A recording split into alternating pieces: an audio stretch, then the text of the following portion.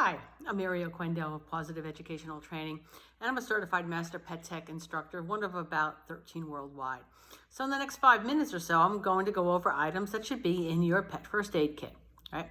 So the first item, and basically I'm going to kind of go in alphabetical order. All right. Not in order of importance. Activated charcoal. It's used to absorb ingested poisons. Now, any item that's in my kit that is intended for poisoning is not going to be used unless directed by a veterinarian. Protocols vary, and what may help in one instance of poisoning can cause significant harm in another. And Pooh Bear is on board today. Right. The second thing is antibiotic cream for wounds.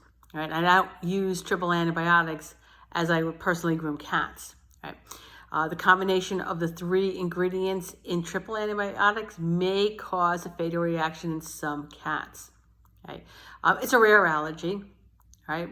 But nonetheless, it's something that if you have cats or groom cats, you probably want to stick with a single ingredient on the label. Okay, an antihistamine and a safety pin for minor allergic reactions. I specifically look for diphenhydramine gels. That's the ones that have the liquid center. The safety pin is used to puncture the cap, the gel cap, and squirt the liquid directly onto the tongue of the pet. It's the fastest way to get an antihistamine into a pet that's anaphylactic or in the middle of a severe allergic reaction. All right. Always consult the veterinarian for proper dosing. Okay. Then there is baking soda. Baking soda will absorb topical poisons or chemicals. Band-aids, these are mostly for myself. The one thing that does tend to get replenished on a regular basis. Bandanas have multiple uses. They can replace triangular bandages and could also be used as slings to take off weight off of an injured limb. Okay. Expired gift cards, I always save them. Hotel room keys, whatever. They are the perfect size this is not an example of one, but anyway, they can use it to cushion a pad injury, so you put gauze on both sides. It also can be used to flick out bee stingers. Right? Eye wash serves kind of double duty. It can be used to flush out both eyes and wounds. Right? Gauze generally comes in 3 varieties: gauze roll, gauze pads, and non-stick gauze pads. The gauze rolls are wider and is good for larger wounds. The non-stick gauze is more expensive, however, but I will use it always as the first pad on top of the wound, and then use the cheaper gauze pads on top of that. The non-stick gauze will not remove a scab when it's time to replace the bandages. Honey packets for hypoglycemic pets. Stress, seizures, as well as an owner giving a pet too much insulin can result in low blood sugar. That's a very serious condition and can result in the death of the pet. So signs include listlessness, staggering, tremors, muscle weakness, and seizures. Don't give this pet honey unless directed by a veterinarian. Okay, it's good to have on hand because those same signs are also the same signs of ketoacidosis, which is the exact opposite.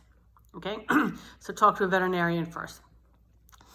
Hydrogen peroxide to induce vomiting in a dog. As this is again used for poisoning, I will consult a veterinarian first.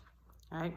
Vomiting is not a given for poisoning, by the way. It's if the substance they ingested was caustic, it'll burn the throat on its way out. Okay. You cannot use hydrogen peroxide to induce vomiting in cats. Cats cannot metabolize hydrogen peroxide. All right. Now, while it's not exactly in my first aid kit, it's on the back of my mind, but ice. Ice will constrict blood flow and slow healing. All right. You can though have instant ice packs can be kept in your kit. You activate them by squeezing them, but actual ice itself, I keep that in my freezer. Liquid bandage is an asset if you know how to use it properly. Used incorrectly, it can damage surrounding tissues as well as trap bacteria in the wound. Your veterinarian can show you the proper way to use it. And liquid bandage is not super glue or crazy glue, all right? Neither of them are manufactured for medical use, and they can change ingredients and formulation without consideration for any kind of safety on wounds, all right? Muzzles, all right? If you need to your first aid kit, your pet is in pain, all right? And any pet that is in pain is a bite risk. Okay. Plastic baggies to collect any vomit or fecal sample in case, in the event that the pet has been poisoned and I'm not sure what they ingested. The vet's gonna want that. Rubber gloves to protect me from any zoonotics when I collect the vomit or fecal samples. Sanitary napkins can absorb large amounts of blood. A squirt bottle to deliver the hydrogen peroxide down the throat of a dog. Styptic powder for use on nail quicks, all right? There are other products that are out there. If you're not sure if this product will sting or not, if you put it into a wound, next time you get a paper cut, put a little bit of it on that wound, and if that stings, yeah, that's gonna sting the pet as well too. Tea bags, black, dry tea bags, Lipton, Red Rose, whatever, all right? Tea bags contain tannic acid. It is very effective in stopping bleeding, okay? Vet wrap, it's wonderful because it keeps the wound secure and dry. However, it self-tightens. So if you use vet wrap, you need to change that bandage daily, okay? And then the last thing is wound cleansers, all right? There's several options. The first is a sterile saline solution, also known as eye wash. The second is a chlorhexidine-based cleanser.